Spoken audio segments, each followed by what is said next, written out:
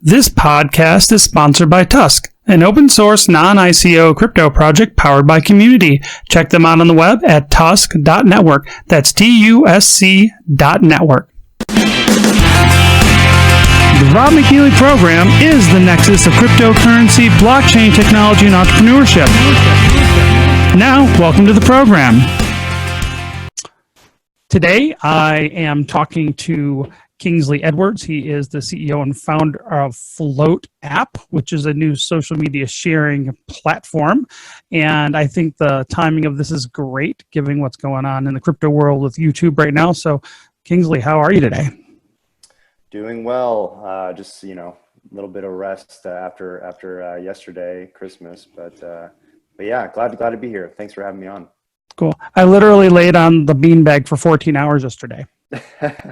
Did you break a record, or is that a... I think I got bed sores, but I don't know if it's a record. But yeah, I kind of was a complete pig slouch, just kind of hanging out. But me and my wife and I mean, we're both co-founders in Tusk, and so, but we both have full-time other gigs because everybody on our projects is a volunteer. So it's like we've been going crazy. We launched this week, so and got on mainnet and opened it up and got block producers on the network and stuff. So it was like literally 2 days before Christmas. We were literally been doing tech support, helping people sign up and get their nodes on and stuff. So it's been a little crazy. So we took the day off yesterday. Yeah, well, congrats. I know that's it's got to be that's a huge feat to get over. So. When people say, "Oh, you can just make a blockchain, just point and click," I'm like, "Yeah, go do that. Let me know how that works out for you." Because it's interesting because, and we're getting out of topic, but we launched first as a token, and then we swapped and built our own chain. And it's funny because people don't realize how all the little things you have to do to make that work. Even just how do you get your first nodes ready? How do you recruit people to set up servers to support your network in the beginning? It's like, it's one thing if you're just setting up a token or something on someone else's blockchain, but when you have to build out and recruit and persuade and try to negotiate and get all sorts of, people involved in your project in anyways, just to take a risk of their own time and whatever money and stuff to do that. That's hard. It really is it's a lot of work. It's a lot of lunches and a lot of phone calls. Yep, absolutely. Yeah, I did a token sale in at the kind of the height of the market, or close to the height of the market, in 2017. And yeah, it was even just doing that was just crazy. I stayed up for like 72 hours at one point. I do not recommend doing that. But yeah, a lot of things that seem easy to others, and just with the technology in general, there's a lot happening behind the scenes that a lot of people don't know about. So. Absolutely. So give me a little bit of background about what you are. It sounds like you're an entrepreneur. So how did you get involved with starting Flote? Yeah, well, so I started my first crypto startup in 2013. Actually, it was a esports Bitcoin platform where people can play against each other in popular video games for Bitcoin, kind of a skill base. Being from Vegas, as we were just talking about, I've always thought that, and also playing video games growing up, I always thought that it'd be interesting to kind of recreate, the poker environments and with video games and how esports is taking off. So we created that. It was called Leet Coin, which later turned to Leet. And then in 2015, we ended up getting some investor money from Boost VC and Tim Draper, and in Vegas Tech Fund, which is run by Tony Hsieh, and some other angels and VCs. We ended up selling that in 2017 to a larger startup, and that's where I actually directed their token sale. And then after that, last year, I did some consulting for different crypto companies. And more recently, yeah, we're focused on floats. And really, it came about with just well, first of all, we've been part of the kind of the liberty movement, or what do you want to call it, or at least myself, for over a decade. Starting with Ron Paul back in the day, and then that kind of led me to learning about Bitcoin and all this kind of stuff in the Ron Paul forums, like in 2010 or something like that. But yeah, so just kind of seeing just the way things are going with social media, especially like all the people getting shadow banned and demonetized, especially over the last few years. And now all of a sudden, just saying that you support free speech is, the mainstream narrative is saying that that's like controversial or not the right thing to do. So yeah, we have a lot of friends that are content creators, independent journalists on YouTube and in other platforms that have been affected by what's going on. They've been demonetized. They've lost these are people that, they survive off of YouTube monetization and their, audience supporting them through donations and all this. And we've seen them the struggle over the last couple of years, losing anywhere from 80 to 90%. Some have been completely demonetized, 100% of their income just overnight gone for what we feel like is really unjustified reasons. I mean, a lot of times these people, they'll get responses from YouTube and Twitter and Facebook and others, and there'll be like an email response. They'll say, it'll show, you've been kicked off or you've been banned because of, and I'll just have a blank. It won't even have anything there. So it's like, I think like I said, a lot of us saw this coming, and we just wanted to offer just an alternative. Last year, I actually tried getting off of all kind of the centralized platforms that are popular today. And I went to various other decentralized, offerings. And it was just, it was way too confusing. A lot of them have like a lot of these token schemes that are kind of built into just the basic like feed and stuff like this that is cool if you want to partake in that. But we just wanted to offer something where people can, speak freely. We have a chronological timeline with no kind of deceptive algorithms deciding what content you see or interact with and engage with.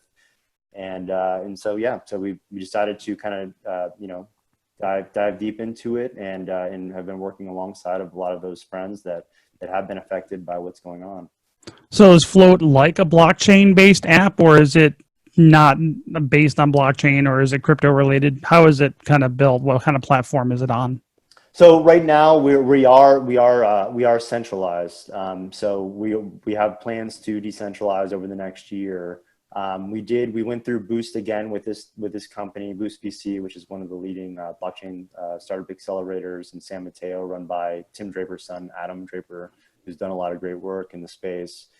So through Boost VC, we got actually quite a bit of credit on various server, like AWS and DigitalOcean, which isn't the best place to be, but as a scrappy startup where we want to use those credits. Until we can't, but yeah, we do have plans to decentralize. We're looking at various technologies as far as our decentralization strategy, and we're not quite 100% sold on a blockchain yet for social media. There may be an opportunity to like interact with other blockchains if a user does want to. But we're looking at other distributed ways where we can have different nodes and people partake in backing up their own content if they want. Well, I think that's important, and I actually commend you on that strategy, and I think it makes more sense.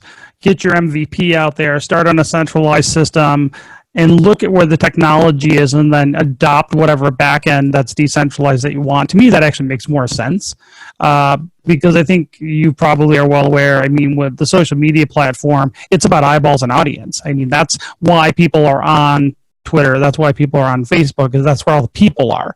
There's lots of actual alternative media, social media sites out there now. And, I'm getting inundated, like, go to here, go to there. And it's like, okay, but no one else is there, or there's not as many people there, or this one community I like is on this platform and not on your platform. So who would you say your technology closely or is a close resemblance of? Are you more like a Twitter or more like a Facebook, do you think? I feel like we look more like a Twitter right now, but I would say as far as feature set, we're really going for Facebook. We see a large opportunity with both those platforms, and also including YouTube, but especially Facebook, where there's a lot of studies out there where 66% of Facebook users do not trust Facebook, even though they do use it because that's where the users are at. I don't know really anybody who really likes the CEO Mark Zuckerberg, and so we see a large an opportunity there to kind of go after that feature sets And that's really, we want to build a place where free speech can live. You can engage with, you follow who you want to follow, you can engage who you want to engage with. And in Facebook, as far as features, is kind of the most, or has a lot of features that we'd like to implement. So right now we have just kind of the social network side. We do have crypto integrated, where every account comes with a Bitcoin BTC wallet right now. So people can with that wallet, you can tip people. We have a Patreon type model already built out, where you can subscribe to content creators for premium content for whatever tier they want to set, which is really cool. We have encrypted messaging. So, again, kind of going back to Facebook and Twitter, I've noticed over the past couple of years where now it's been made public, where they can, and they seem like they do, read your messages, your direct messages to other people, and people don't really realize that. So, we don't want to read your messages, and that's why we make them encrypted and peer-to-peer. And a lot of other little things where we're just trying to make Flote a friendly place for people to create a second account on. There's a lot of studies too of how social media users, they used to have I think it was like 2.4 accounts a couple of years ago. Now I believe it's closer to 5. And in the next 2 years, they'll have up to like 10 or something like that. So we're looking at different interoperability between us and the major platforms. So to just make it easier to switch to, at least use us as an alternative. So I have a pretty big social platform, footprint on like Twitter, a smaller one on Facebook. Sell me on Flote. Why would I want to be on Flote versus these other platforms? Well, again, I think you notice, I personally very much dislike the way that Twitter and Facebook feeds have been becoming more and more kind of deceptive in the way that they use their algorithms as far as the home feed and timelines. So even with Twitter, you have to constantly change. For me, I have to constantly change that. I want to see things chronological as from the people that I've seen or that I follow, and it's just we don't push any information that you don't want to see, and again, we don't read your messages, so we respect user privacy, and we don't we're not out to censor you. So now that's what we're seeing more and more on all the major platforms, and we don't want to partake in that. So you're funded through Boost VC.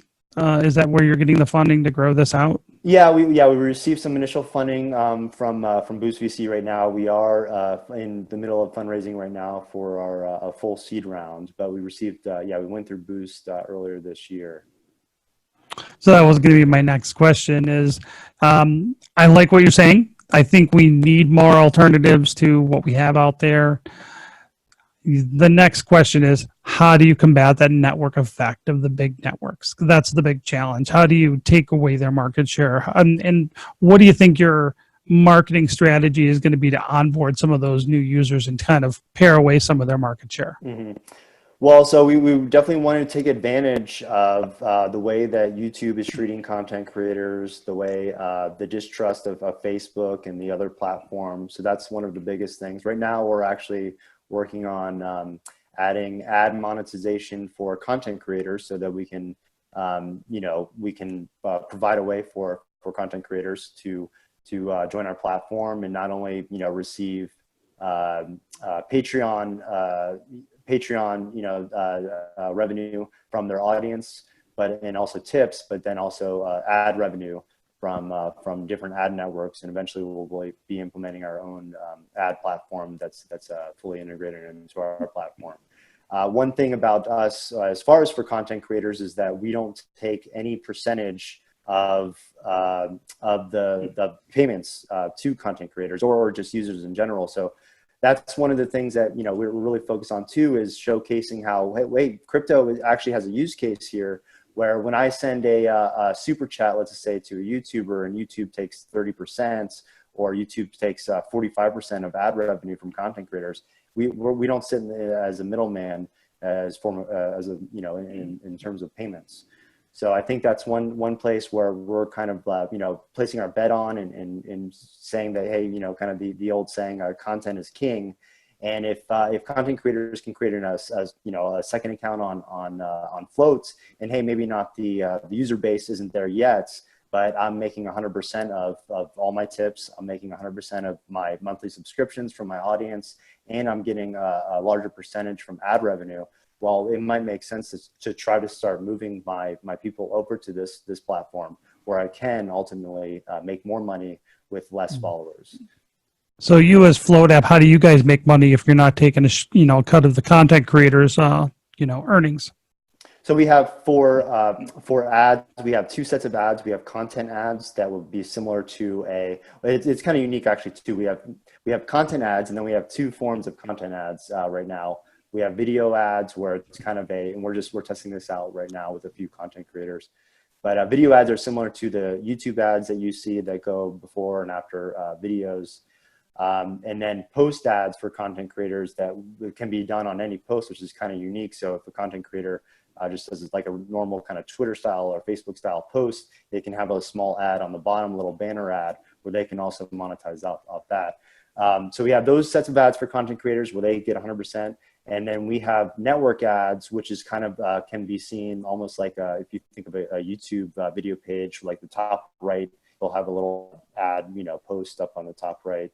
So we'll take the percentage off that, and then we're also going to be implementing network ads within the feed of users. So we're going to be mostly focused on ads, ad revenue. We are going to implement a premium subscription where we'll provide an ad-free experience for users, and we're hoping that eventually once we get more and more content creators on our platform and higher tiers as far as how many people follow them, that eventually we'll be able to really monetize it well with the ads that we're showing that we profit off of.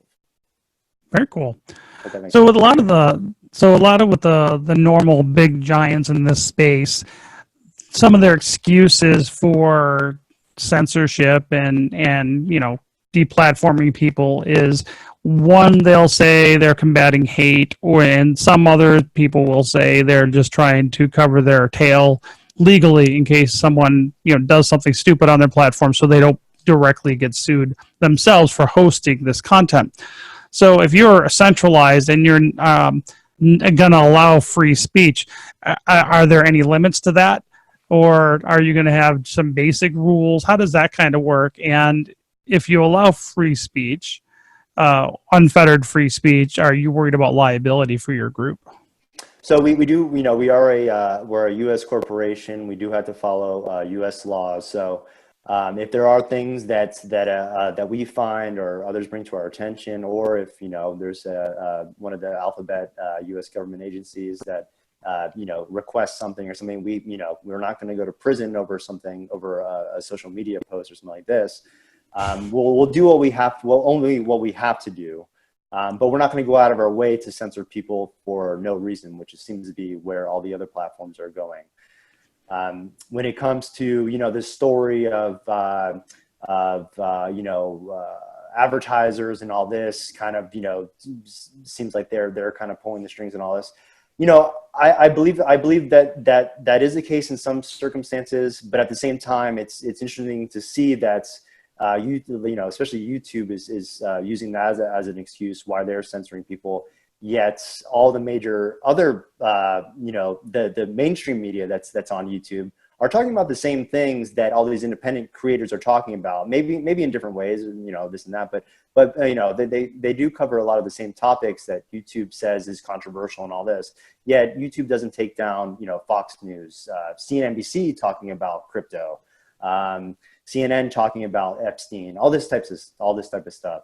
So we're gonna test out the waters. We're gonna roll with the punches. But ultimately, yes, we want to support free speech, and we feel that what's going on right now, there's something it seems a little sinister happening behind the scenes, and it seems to be maybe politically motivated or whatever.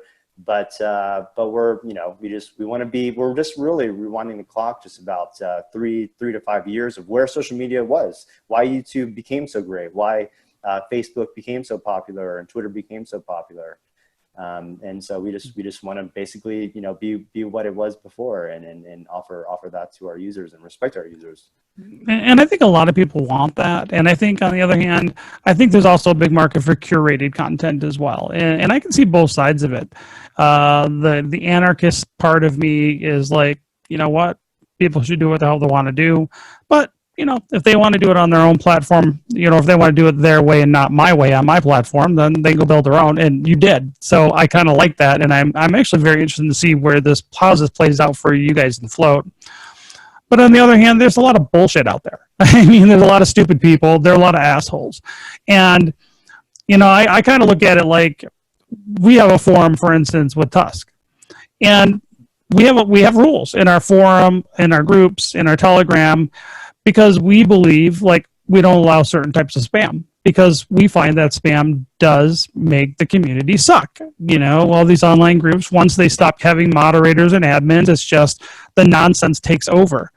And I'm just putting out my little brainstorming hat here, and it's like, okay, if everybody in your neighborhood turns out to be a jerk and people aren't necessarily honest, is that a great neighborhood anymore? And I wrestle with these kind of, internally I wrestle with these kind of, thoughts philosophically, because I always want to weigh my own freedom, my pro-freedom orientation with people are still stupid and jerks, part of the world, right? You got to kind of look, there's both there.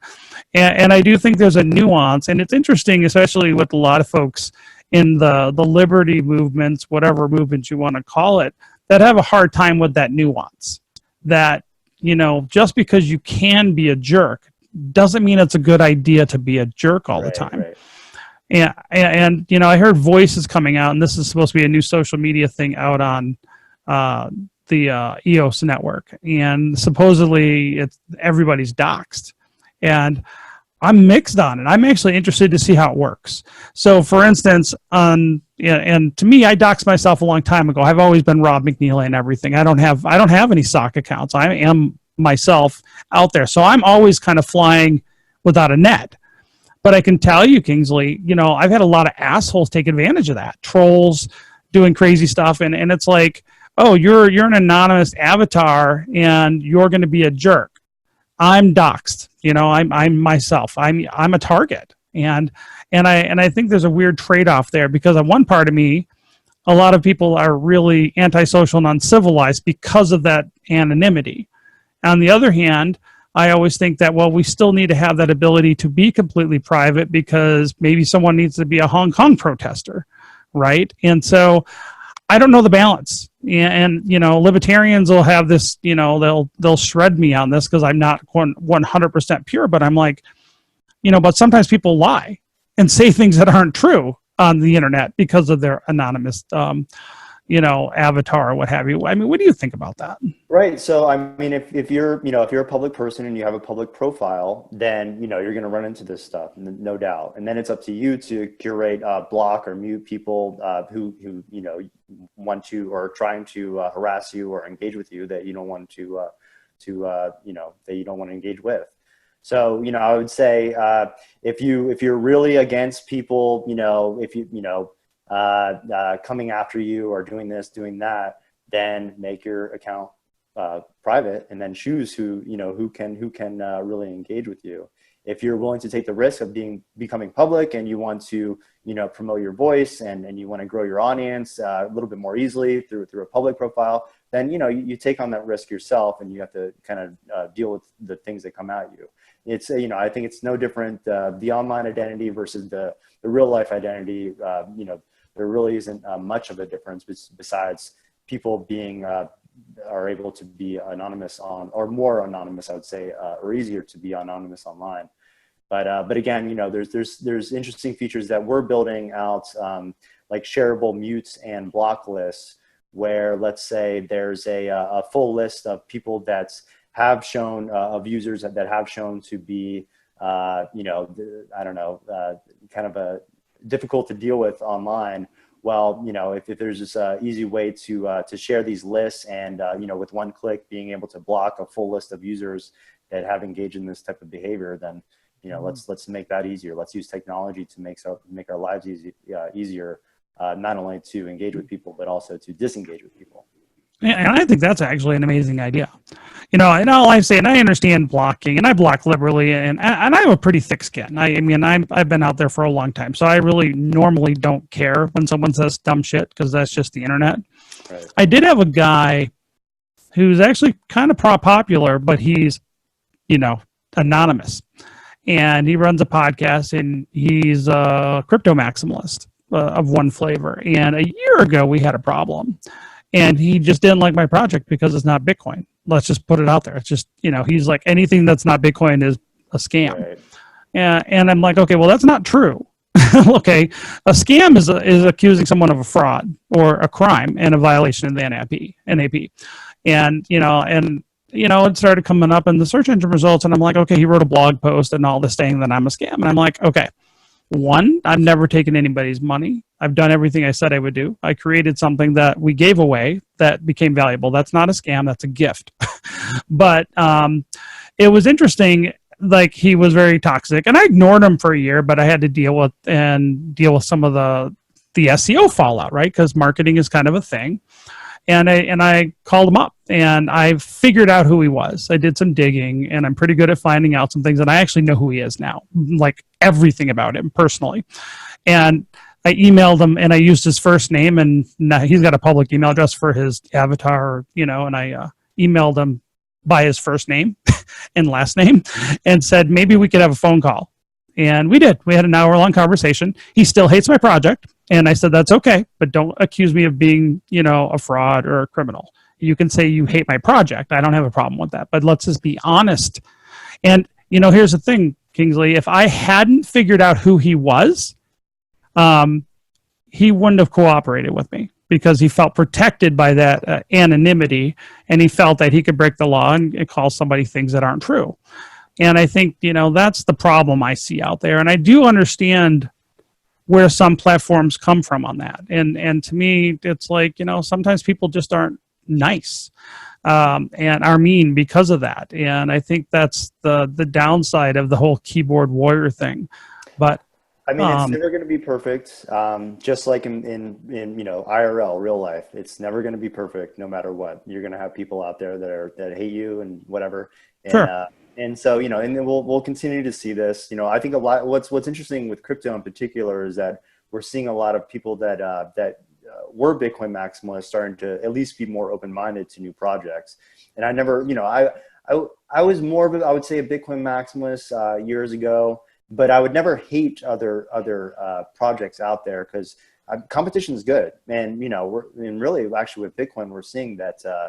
As far as advancement in the protocol and stuff like that, we're seeing a lot of other protocols that are kind of blowing past it as far as things that you can do on chain. So I think competition is good, whether it's social media, whether it's money. Obviously, and really, let's really keep our eyes on the target, which is what we're creating is an alternative to central banks and inflation and this kind of crazy system that we've been born in. I lost you. Can you hear me? Can you hear me? I think I lost you, buddy.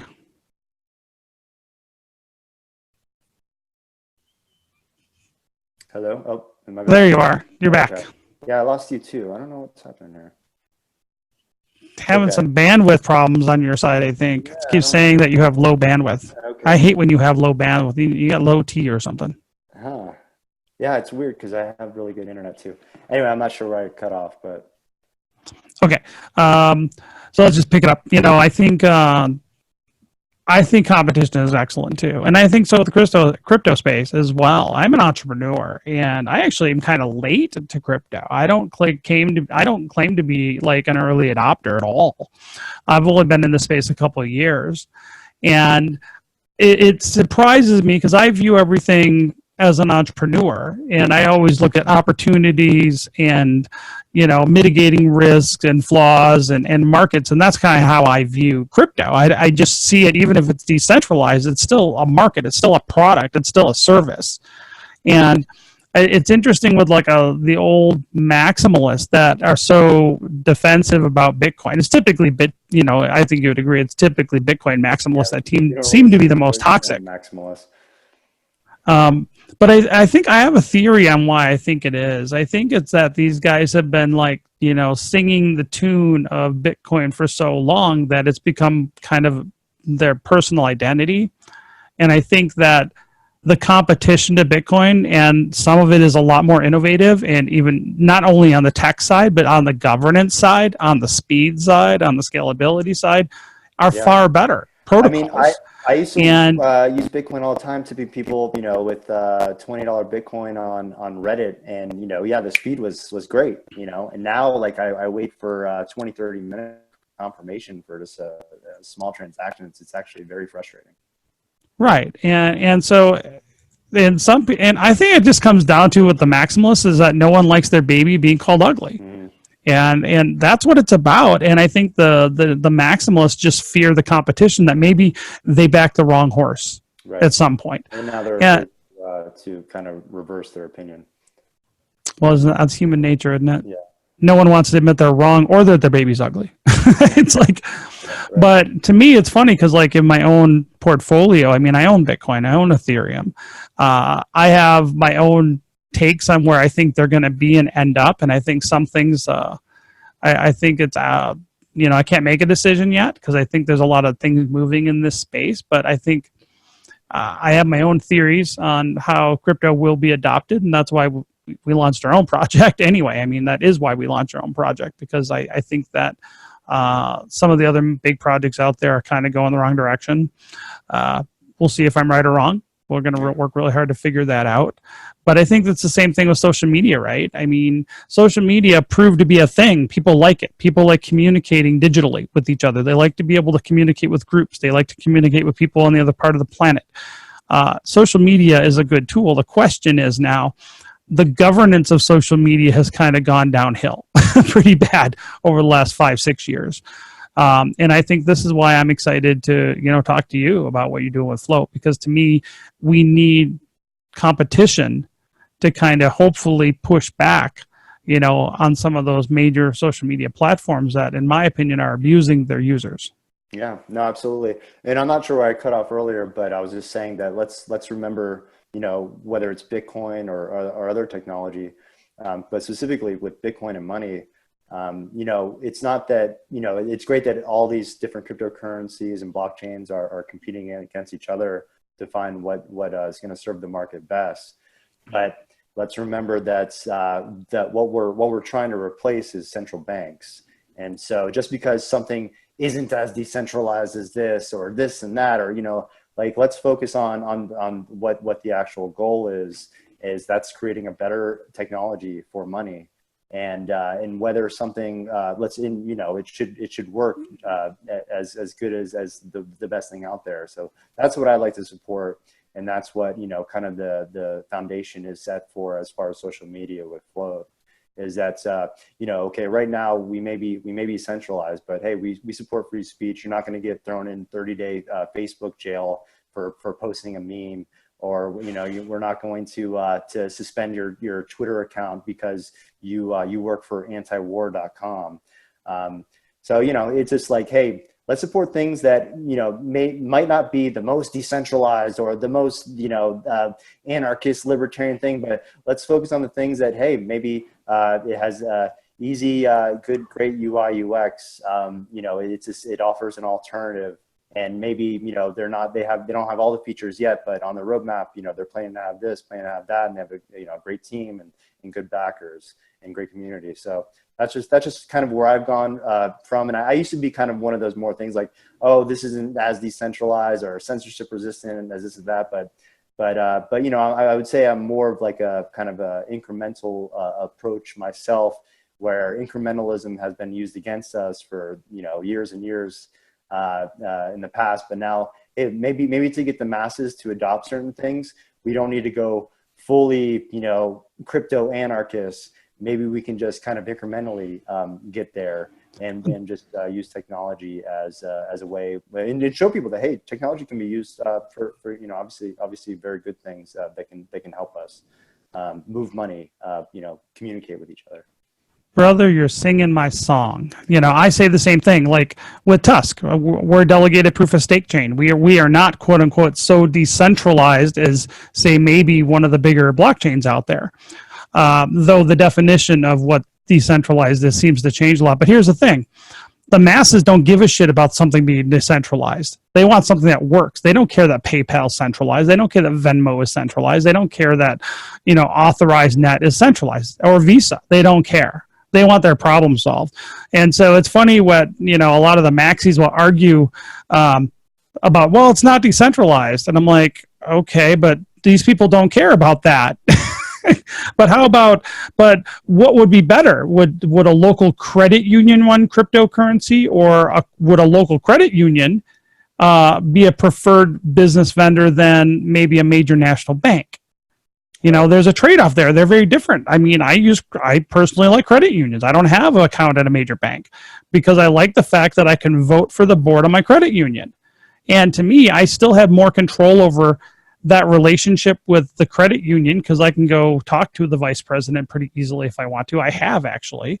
Whereas with the major bank, I don't have that. So to me, that's that whole spectrum, right? And it seems like a lot of people that are more libertarian minded seem to have a real difficult time with incremental and spectrum kind of things, that nuance, right? And I agree with you. And so with Tusk, I'm saying the same thing you are. Is with Tusk, we're trying to focus on going out and getting people interested in crypto as something that's going to solve a problem, and then in our roadmap long term, we're building out more resiliency and more redundancy into our network, and we got a big plan on that. If we're successful with the first part, I think it's like this, and I think you're doing the same thing, right? You want to build out. Look, we just need to get something out there so people can start communicating in a way without immediately being just ghosted. Mm-hmm. Right. Yeah. And then you build out those other features that you want. I mean, Facebook didn't build all this stuff overnight. Right. YouTube didn't build that stuff all overnight. Right. I mean, it takes time. You got to have a plan. And you know what? It takes a dedicated team, a dedicated visionary to grow that. Right. And unfortunately, and this is my criticism of really hardcore Bitcoin maximalists and decentralized this or that, I don't believe that a lot of these decentralized cryptocurrencies have the structure to get adoption, because they don't have anybody out there guiding it, and you don't have those visionaries out there that are out there talking to end users. Well, yeah, that's one of the interesting things too about a lot of these DAOs or decentralized organizations, is that I have no problem with actually centralized leadership, as long as the leadership is doing something that the users want them to do, or actually doesn't really matter. Let the leadership do what they want to do, and hopefully the leaders are making the right moves where people will follow them. I mean, humans are made up of leaders and followers, and it just depends on the different aspects of your life and the different things that you buy or interact with. So there's, for most things in my life, like I want to be able to trust someone and follow a leader that I understand where they're going and their vision and all this. When we talk about all these kind of decentralized organizations and all this, I mean, really that's actually like, democracy, which actually is one of the worst forms of governance and in organizations. I mean, it's basically communism. So why would we want that? We want actually good leaders that are doing good things that we can follow versus direct democracy or communism. Yeah, it's interesting going from a token that we launched and we gave it away. I mean, we launched it for free via Faucet, so we never sold coins or tokens. But it's interesting going to a project that actually has on-chain governance this week, which was the big switch, right? We gave up all this control. And I can tell you, as an entrepreneur, that was hard. Yeah. Because as an entrepreneur, you want to control your baby. You spend 2 years busting your ass kind of trying to create it, and then you push it out of the nest and hope that all the vultures out there don't eat your baby. It's right. But I think you're right. I think good leadership is hard, and especially in startups. I mean, the reason people love Elon Musk so much is because he's rare. The Elon Musk of the world are rare, that they have that vision and the ability to execute on that vision. And you do need that. I think, if anything, at least to design the system, to design the protocol. And I think with decentralized projects, my take is that no one's marketing them very well, and no one's out there talking to end users. No one's building them like you would a normal project or service, which means to me, I'm more of a sales and marketing guy. I don't build something anymore until I have a customer. And to me, when you build something, you should be building something for an intended customer. And if you're just building something and hope there's a customer, I just think that's a recipe for failure. And I think with what you're doing with Flote, you look, we see a gap in the market, right? There are people that are really concerned about this. There are people being deplatformed, and you're trying to fill that gap. And I think that's why I think you have a good chance of being successful with Flote, is that you're understanding that you're building something to solve an existing and recognized problem. With a lot of crypto, they don't solve anybody's recognized problem. If you look at it, most cryptos do not solve a problem for anybody. They actually create more problems for most people. For the average person, crypto creates problems, it doesn't erase them. And I think that the crypto projects in the future that are going to be the most successful at cracking that whole mass adoption nut are going to be the ones that are the best marketed. Yeah. No, and whatever that looks like. Yeah. I definitely, agree with a lot of what you're saying. And I think that for us, we're right now we do support BTC, but we're looking to add a lot of the other major altcoins, and trying to just make it, as easy as possible for users to not only buy and sell digital contents on our platform, but next year, Q1, we're looking to also start a marketplace as well, so that people can actually sell real, physical items or even services if they want to. So we're really focused on making crypto, very user friendly. And that's one of the things that, I've lived off crypto actually for years. This year, unfortunately, I've had to deal more in fiat than in banks that I'd like to. But I see there's, I truly believe that cryptocurrency is the future of money. It's definitely a better money. Yes, there's a speculation side to it, but if you do make the right choices over time, it looks like that you can potentially make a lot of money on cryptocurrency, but there's still a lack of ways to use cryptocurrency, and I think the future of that is not only through all the other companies and corporations and services where you can already use cryptocurrency, but enabling people. We see the gig economy growing, and enabling people to use crypto on a peer-to-peer basis in a marketplace where they can buy and sell digital and physical goods and services is the future. That it won't the kind of this full kind of crypto anarchist dream won't happen overnight, but through through proper implementation. Is very achievable, because I think the end result is a more peaceful, a cheaper, a faster way to do business and communicate with people. And I think that